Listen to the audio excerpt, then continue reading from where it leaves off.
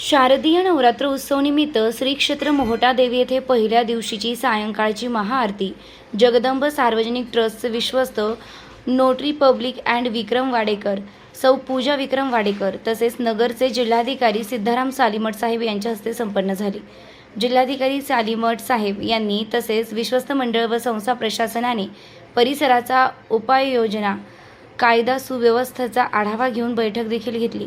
तसेच भाविकांना देण्यात येणाऱ्या सुविधांची पाहणी केली। यावेळी विश्वस्त ॲडव्होकेट विक्रम वाडेकर, ॲडव्होकेट कल्याण बडे, शशिकांत दहिफळे, मुख्य कार्यकारी अधिकारी सुरेश भणगे, जनसंपर्क अधिकारी भीमराव खाडे व संस्थांचे व जिल्हा प्रशासनाचे सर्व अधिकारी उपस्थित होते।